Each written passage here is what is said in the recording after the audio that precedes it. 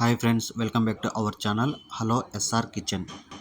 ఈరోజు మన స్పెషల్ వచ్చేసి వెజ్ నూడిల్స్. ఇవి ఇంట్లో మనం ఎలా చేయాలో మనం ఈ వీడియోలో తెలుసుకుందాం. ముందుగా ఒక కడాయి తీసుకోవాలి. అందులో నేను వచ్చి ఒక 1.5 లీటర్ వాటర్ అయితే వేసాను. మనకి నూడిల్స్ బాగా ఉడకాలి కాబట్టి 1.5 లీటర్ అయితే వేసుకుందాం. తర్వాత ఒక స్పూను సాల్ట్ వేసుకోవాలి. తర్వాత ఒక 2 స్పూన్ల ఆయిల్ వేసుకోవాలి. ఈ ఆయిల్ వేయడం వల్ల ఈ నూడిల్స్ అనేది ఒకదానికి ఒకటి అతుక్కోకుండా మనకు విడివిడిగా అయితే వస్తాయి. మనం ఈ వాటర్ని బాగా మరిగేంత వరకు మరిగించుకోవాలి. చూడండి, బాగా మరిగాయి కాబట్టి ఆ టైంలో మనం నూడిల్స్ వేసుకోవాలి. మీరు ఈ నూడిల్స్ అనేది తుంచైనా వేసుకోవచ్చు, లేదా మొత్తం అయినా వేసుకోవచ్చు. మనకి పొడుగు కావాలంటే అలాగే వేసుకోండి, చిన్నగా కావాలంటే తుంచి వేసుకోండి. ఇవి వేసిన తర్వాత ఈ నూడిల్స్ మనకి 80% ఉడికితే చాలు, మొత్తం ఉడకనవసరం లేదు. మనకి 80% ఉడికితే సరిపోతుంది. చూడండి, ఇలా తుంచితే తునిగిపోతే చాలు. మనకి ఈ నూడిల్స్ 80% ఉడికాయి.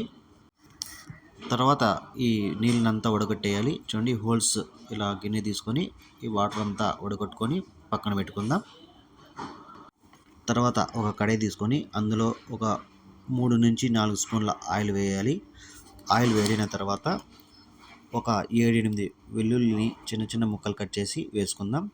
తర్వాత ఒక మీడియం సైజు ఉల్లిపాయని చిన్న ముక్కలు కట్ చేసి వేసుకోవాలి. ఇవి లైట్గా గోల్డెన్ కలర్ వచ్చేంత వరకు ఫ్రై చేసుకుందాం. అంటే లైట్గా అంటే ఒక 30-40% గోల్డెన్ కలర్ వస్తే సరిపోతుంది. తర్వాత ఒక 3 పచ్చిమిర్చిని చిన్న ముక్కలు కట్ చేసి వేసుకోవాలి. అలాగే కొద్దిగా క్యాప్సికమ్, మీరు కావాలనుకుంటే పొడవుగా కట్ చేసుకోవచ్చు. నేను చిన్న ముక్కలుగా కట్ చేశాను. అలాగే క్యాబేజీ, క్యారెట్ ఇలా తురుముకొని వేసుకుందాం. ఇవి కొద్దిగా బాగా ఫ్రై కావాలి. ఒక 3 నుంచి 4 నిమిషాలు కలుపుకుంటూ ఫ్రై చేసుకుంటే సరిపోతుంది. ఇవి బాగా ఫ్రై అయిన తర్వాత ఒక 2 స్పూన్ల టమాటా సాస్, మీరు ఇంకా 2 స్పూన్లు వేసుకున్నా పర్లేదు. అలాగే ఒక స్పూను చిల్లీ సాస్, ఒక spoon soya sauce, Schezwan sauce వచ్చి ఒక స్పూను, అలాగే వెనిగర్ వచ్చి ఒక స్పూను.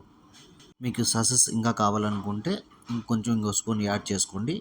వెనిగర్ మాత్రం ఒక స్పూన్ సరిపోతుంది. ఈ సాసెస్ అన్నీ వేసిన తర్వాత హై ఫ్లేమ్ మీద 1 నిమిషం పాటు ఇలా కలుపుకుంటూ ఫ్రై చేసుకుందాం.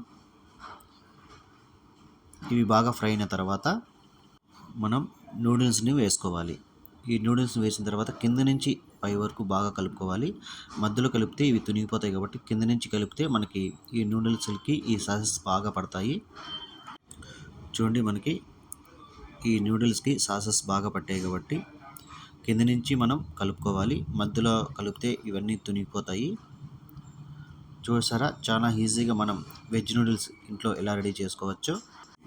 మీరు కూడా ఇలా రెడీ చేయండి. ఎలా వచ్చిందో కామెంట్ చేయండి. ఈ రెసిపీ కనుక మీకు నచ్చితే ఒక లైక్ చేయండి. అలాగే నా ఛానల్ని సబ్స్క్రైబ్ చేసుకోండి. Thank you.